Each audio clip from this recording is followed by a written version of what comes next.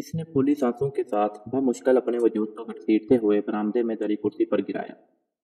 بیسن سے اپنے کمرے تک کا فاصلہ اسے گراں لگنے لگا تھا۔ چلتی سانسوں کا شور کچھ کم ہوا تو ادھر ادھر کھیلتے کودتے پوتا پوتی کی آوازیں کان سے ٹکرائیں۔ اس عمر میں یہ آوازیں اس کے لیے کسی موسیقی سے کم نہ تھیں۔ ان آوازوں کو سننے کے لیے اس نے کتنا طویل سفر کیا تھا۔ یہ اس کے ماتھے کی لکیروں اور چہرے کی جریوں سے حیا تھا۔ آج سال بھر میں پہلی بار ایسا ہوا تھا کہ اس کے شوہر کے جانے کے بعد سارے بچے اپنے بچوں کے ساتھ ایک ساتھ جمع تھے۔ بھائی زیام، تم تو جانتے ہو میری اور تمہاری بابی کی بینک جاب ہے۔ ہم صبح کے نکلے شام دیر تک گھر لوٹتے ہیں۔ اتنا وقت اماں کو گھر میں کون سنبھالے گا؟ میری طرف سے تو معذرت ہی سمجھو۔ ساتھ والے کمرے سے آواز آتی بڑے بیٹے کی۔ اس کی سماعتوں کو چونکایا تو وہ سب اس لیے جمع ہوئے تھے کہ فیصلہ کر سکیں اماں کو کون رکھے گا۔ سلمان بھائی، آپ تو جانتے ہیں کہ میں تو رہتا ہی سسرال میں اور مجھے بڑی مشکل سے برداشت کرتے ہیں۔ اماں کو کیسے سہ لیں گے؟ بڑے بھائی کو ہاتھ جاتا دیکھ کر منجیلا بیٹا بھی ایک طرف ہو گیا۔ دیکھا، اسی دن کے لیے میں تمہیں گردمادی سے منع کرتا تھا۔ اپنا کماتے تو آج اپنی مرضی کر تو سکتے۔ منجلے کی بات پر بڑے بیٹے نے لتاڑنا چاہا۔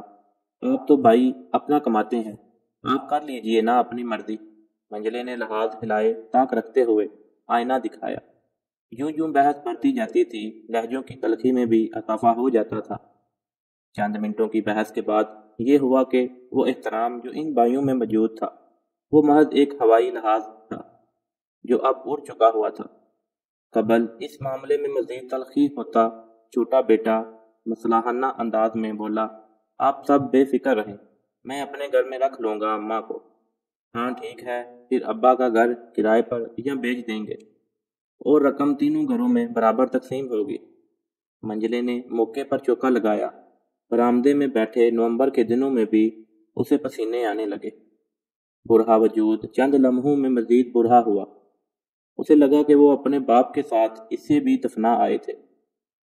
کیا کہا؟ آپ رکھیں گے اماں کو؟ خود تو صبح آفس چلے جائیں گے اور شام میں لوٹیں گے۔ اماں کو گھر میں کون سنبھالے گا؟ چھوٹی بہو میدان میں آئی۔ کون پکائے گا ان کا پرہیزی کھانا؟ کون دے گا انہیں گری گری دعائیں اور پانی؟ تو آپ کمانا ہے تو اپنے سر پر کمائیں۔ کمرے میں کچھ دیر خاموشی چھائی رہی، پھر منجلی بہو اپنی نند کو مخاطب کرتے ہوئے بولی، نائلہ، اماں یوں بھی تم سے بہت مایوس ہیں۔ اگر اپنے ساتھ تم رکھ لو تو شاید یہ اماں اور تمہارے لیے ٹھیک رہے گا۔ وہ تمہارے بچے بھی سنبھال لیا کریں گی۔ اکلوتی نند اس خیال پر چڑھ ہی تو گئی۔ بابی، اس سے اچھا خیال تو آپ کے دماغ میں آ بھی نہیں سکتا تھا۔ اماں تو بچے سنبھال لے گی، لیکن میری ساس کو کون سنبھالے گا؟ بلائی منزل میں رہتی ہیں، دن بھر آتے جاتے لوگوں کو گھورتی ہیں، اماں کو دیکھ کر میری جان کھا جائیں گی۔ اور احتشام انہیں تو آپ جانتے ہی ہیں، وہ کیا نہیں کہے گا کہ میری اماں کو تو تم نے اپنے ساتھ نہیں رکھا۔ تم اپنی اماں کو کس منہ سے میرے گھر لائی ہو؟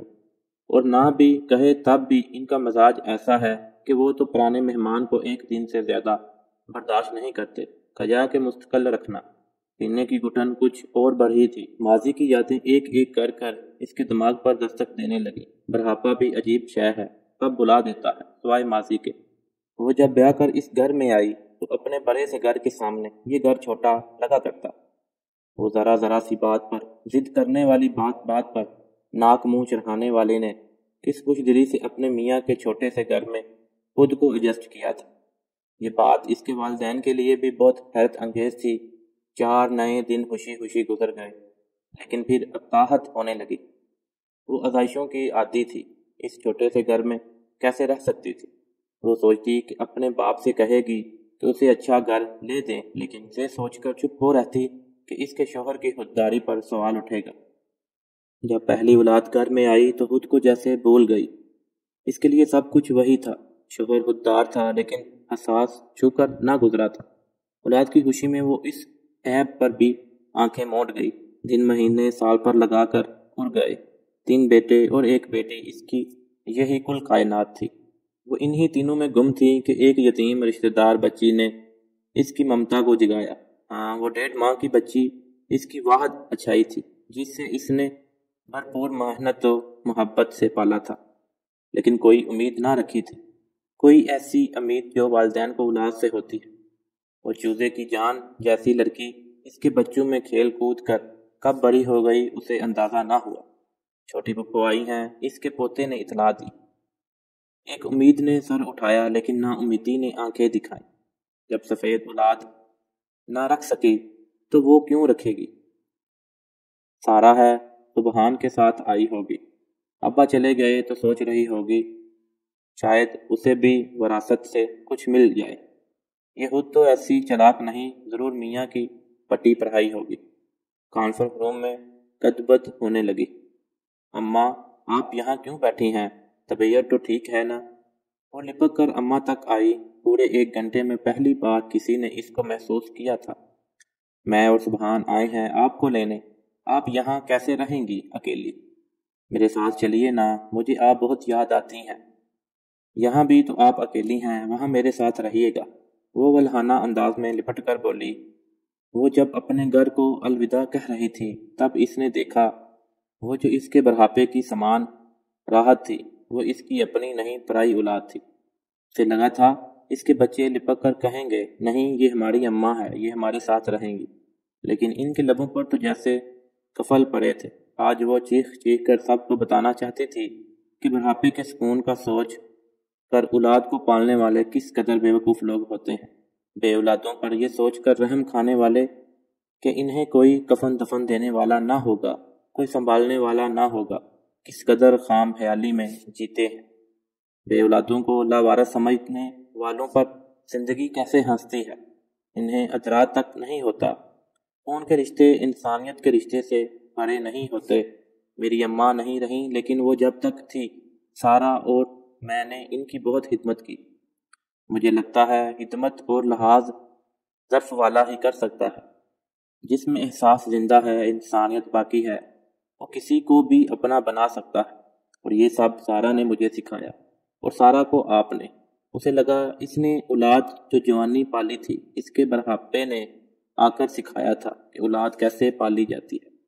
गाड़ी में सवार होते सारा ने अपनी मुंह बोली बहन के किसी सवाल के जवाब में कहा, कोई पूछे तो कह देना अम्मा को उस बेटी ने अपने साथ रख लिया जिसे अम्मा ने उस वक्त साथ रखा था जब किसी ने घर में ना रखा था। माँ 10 बच्चे पाल लेती है, लेकिन 10 बच्चों से एक इकलौती माँ नहीं पलती। औलाद कभी भी अपनी नहीं बनती, ये एक अलमगीर सच है, क्योंकि अल्लाह ने औलाद को आजमाइश कहा, लेकिन दुख उस वक्त होता है जब बेटे माँ को हाथ रखने पे राजी नहीं होते, जब सगे बेटे अपनी माँ को हांडी पका के खाना नहीं खिला सकते, जब सगे बेटे माँ के कपड़े खुद नहीं धो सकते, तो जन्नत में कैसे जाएंगे। मज़ीद अच्छी वीडियो के लिए उर्दू जोन को सब्सक्राइब करें, वीडियो को लाइक करें, शेयर करें, कमेंट सेक्शन में अपनी राय का इजहार जरूर कीजिए। शुक्रिया, जज़ाकल्लाह।